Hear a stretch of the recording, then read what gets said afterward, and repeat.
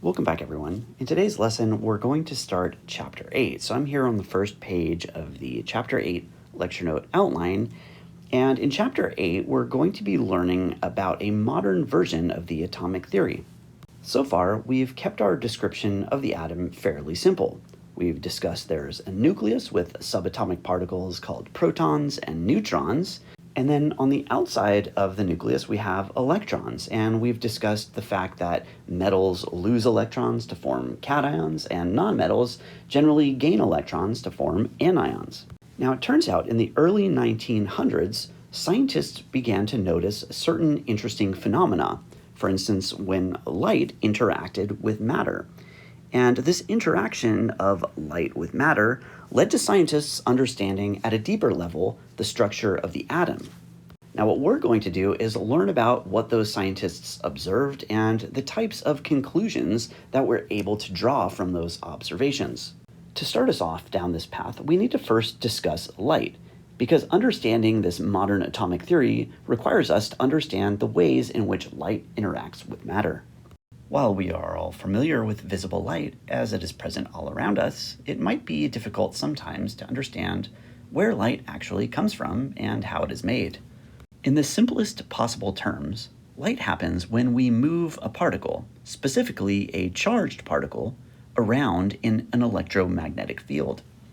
Now, there's a lot to unpack there, and we will definitely get into some of those details soon, but first, let's start with some basics. First, when we try to describe light, one of the first things that we notice is that light has what are called wave properties. That is to say, light behaves most of the time like a wave. What are these wave properties? Well, waves have some defining features and terminology. For example, waves can be described by parameters such as wavelength, amplitude, and frequency. The wavelength of a wave describes the distance between successive peaks of the same phase on a wave.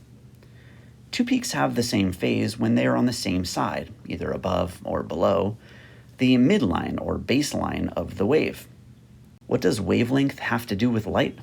Well, a lot, it turns out.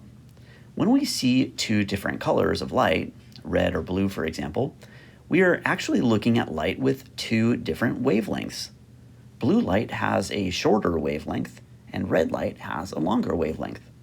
As we will see, this turns out to be extremely important as it allows us to see, using colors, what electrons are actually doing.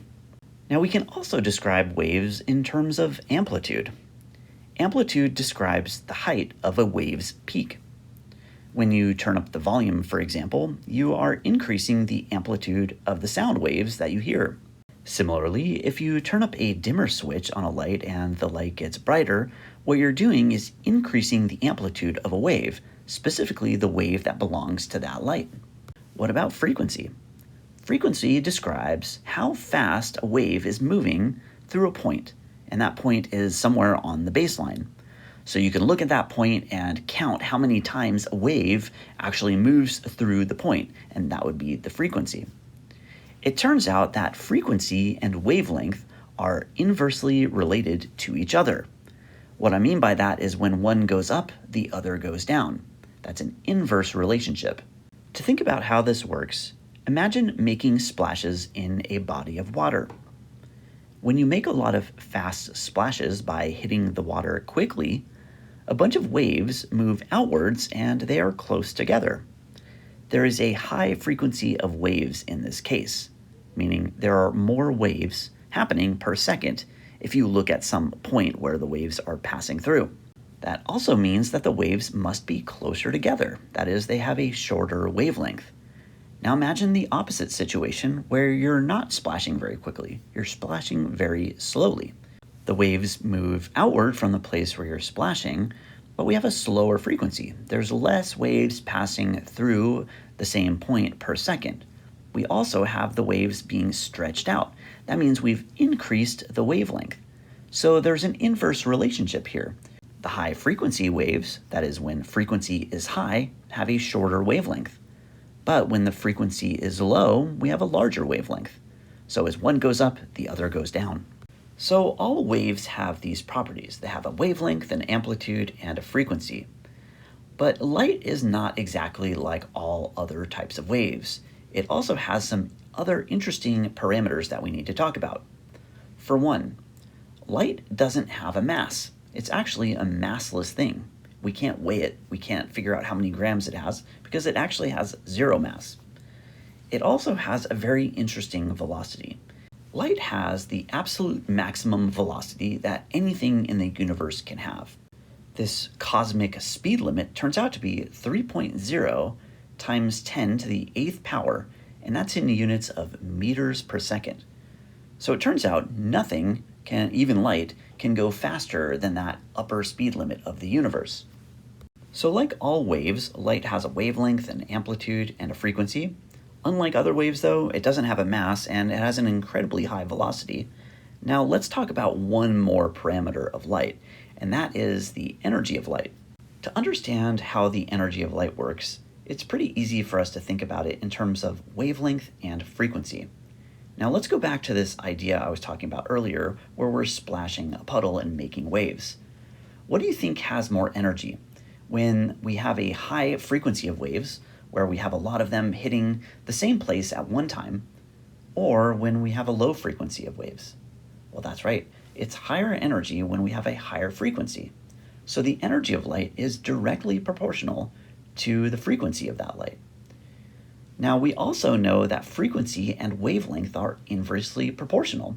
So that tells us something about how energy is related to the wavelength. Think about this. What if we had a really short wavelength of light, where all the waves are packed closely together? Now, what do you think? Is that carrying more energy than if we stretched the waves out and made them really far apart? Well, that's right. The one with the shorter wavelength has a higher energy simply because we have more energy packed into a smaller area of space. Longer wavelengths, on the other hand, spread all of that energy out over a larger distance, so there's less concentration of energy per unit space. We can put all of this information together in two equations that allow us to calculate specifically the energy that light has in a particular situation. We can base the energy of light on the frequency of the light or on the wavelength of light. Because the energy of light is directly proportional to its frequency, we can have an equation where E is on one side, and that will equal some constant times the frequency of light. It turns out that this constant is known, and it's called Planck's constant.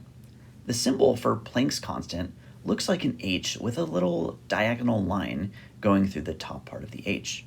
We can also express energy in terms of wavelength.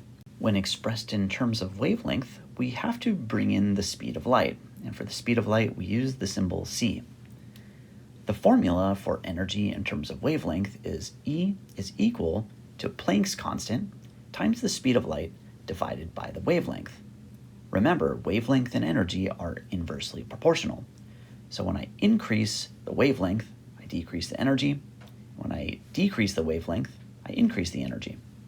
Now, while we don't have enough time to really get into Planck's constant, its discovery, or its deeper meaning, in simple terms, Planck's constant represents the smallest change possible from one energy to another in the universe. So for example, if we could break the universe up into the smallest possible units, like pixels on a screen, Planck's constant would be like the bridge between the pixels that make up reality.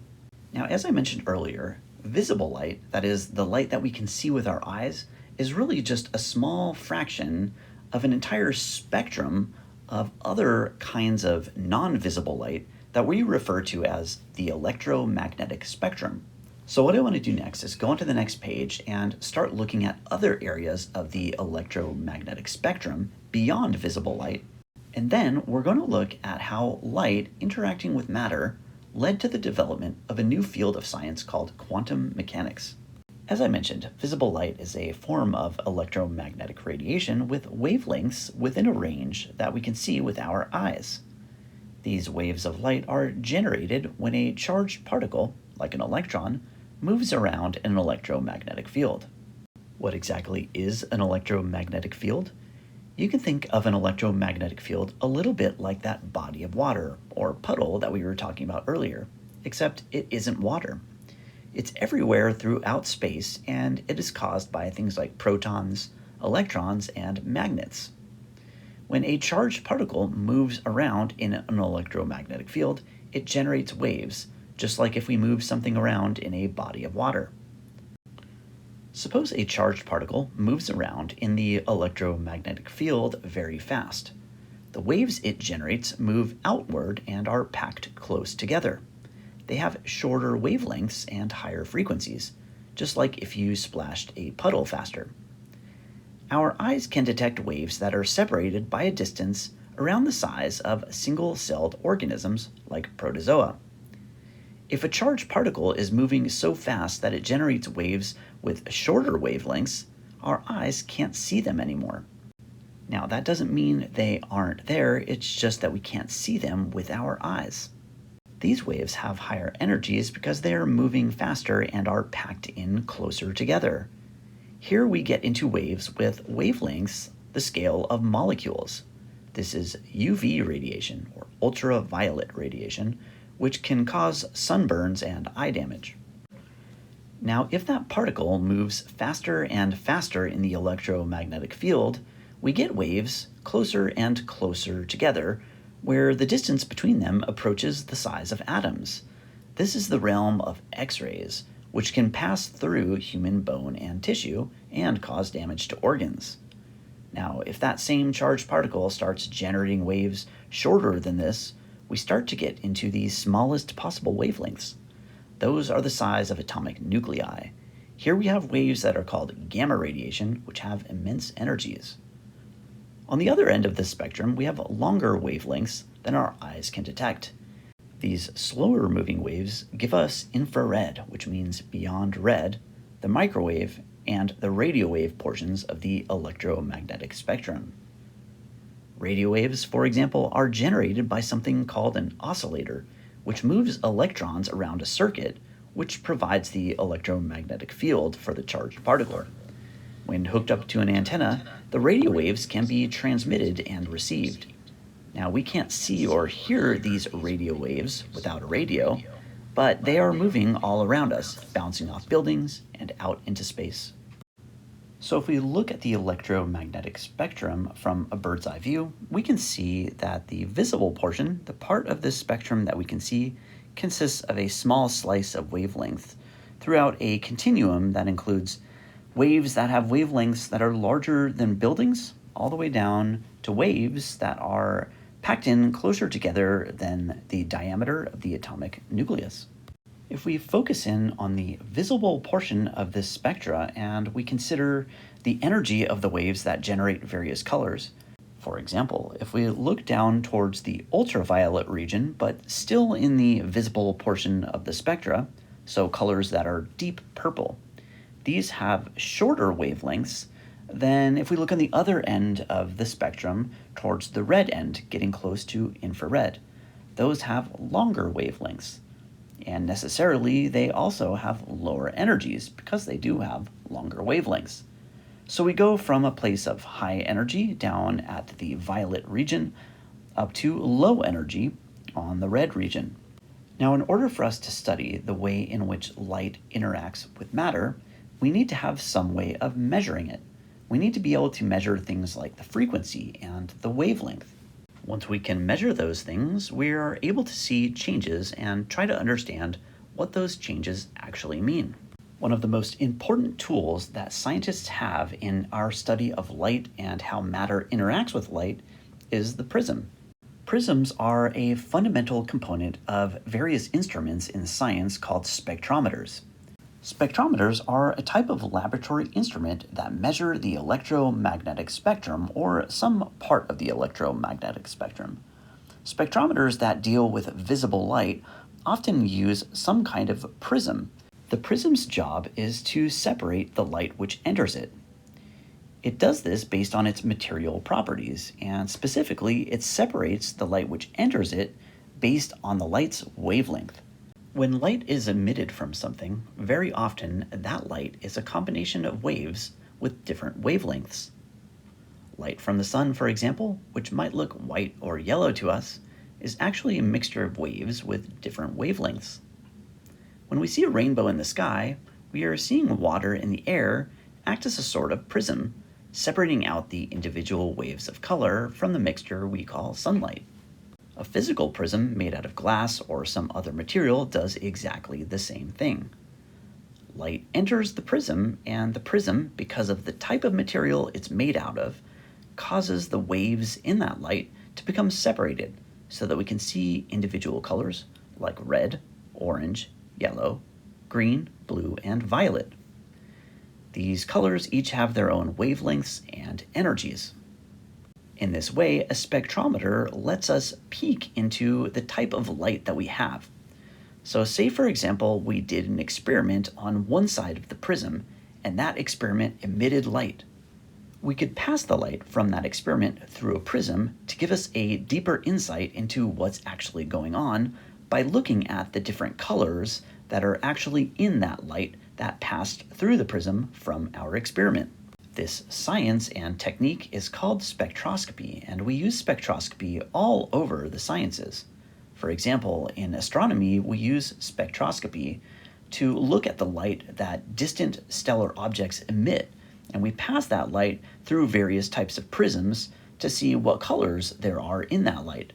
And from that information, we can get valuable information about the chemical makeup of these distant stellar objects. We also use spectroscopy all the time in chemistry. You're going to be learning about how we use spectroscopy to actually figure out the structure of electrons around atoms. Let's go on to the next page and start learning about how that actually works. To understand how spectroscopy helps us more deeply understand the structure of the atom and what electrons are doing around the atom, I need to show you a few things about how we actually do spectroscopy with matter. Now, in the classroom, one of the demonstrations that I like to show involves giving each student a pair of prism glasses.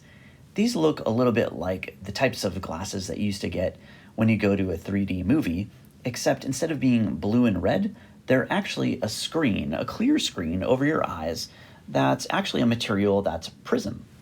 So when you put these glasses on, it's pretty neat. You look around you and you see all of the sources of light, like incandescent bulbs or fluorescent bulbs, giving off a rainbow. We call that rainbow a continuous spectrum because we see all of the different colors as a continuous rainbow without any gaps. Now, during this demonstration, this is the point when I turn the lights off and I set up a different part of the experiment. What I do here is I take something called a gas discharge tube.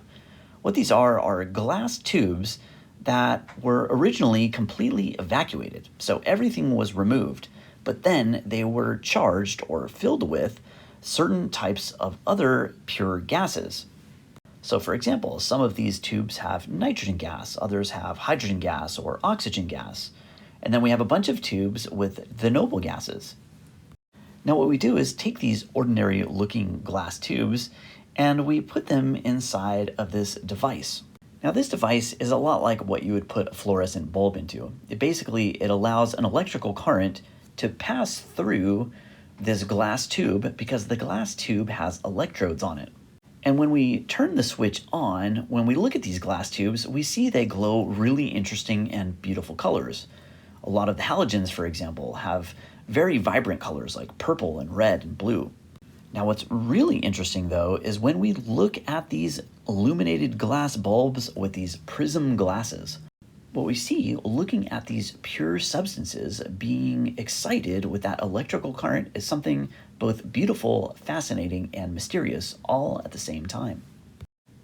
When we put the different glass tubes into this electrical housing and we turn the power on, we get something that looks kind of like a rainbow, but actually it's missing many different colors. So for example, here in this first bulb, this is actually a glass tube that was evacuated and charged with nitrogen gas. We see something like a rainbow. It's got a lot of different colors in it, but there's definitely some colors that are missing. And the bulb itself looks orange when you look at it without any of the prism glasses on. It's the prism glasses that let us see these individual bands of color. Now, what if we take a simpler molecule like hydrogen gas?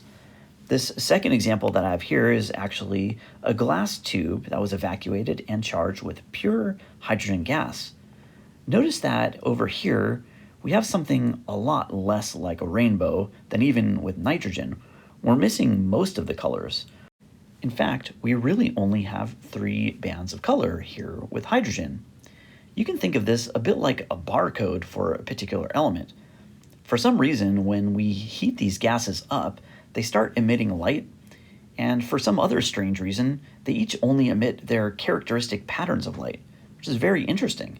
It's like each atom is only capable of producing certain colors when they're heated up. We call these bands of light that an element produces when they're excited line spectra, or discrete spectra, because they're not like the continuous spectra that we see with white light. For some reason, when we have a pure gas, we only get these very distinct patterns. Now, it turns out these very distinct patterns are characteristic of a particular element. Each element produces its own sort of fingerprint of colors. So we can say that if we see certain colors, we know that it's that element. And if it produces others, it's a different element. It's very interesting. But an even more interesting aspect of this is why. Why do these produce these colors? And for that, we need to go into some detail on quantum mechanics. Now, because this is an introductory class in chemistry, we're not going to be using advanced mathematics or physics to try to tie all of this stuff together. We just want to get a basic understanding of what's going on and why it happens. And to do that, I'm going to try to use as many real-world analogies as I can to try to help explain some of what's going on. Because some of this explanation does take some time and requires our fresh concentration, I think this is a good pause point for this first video.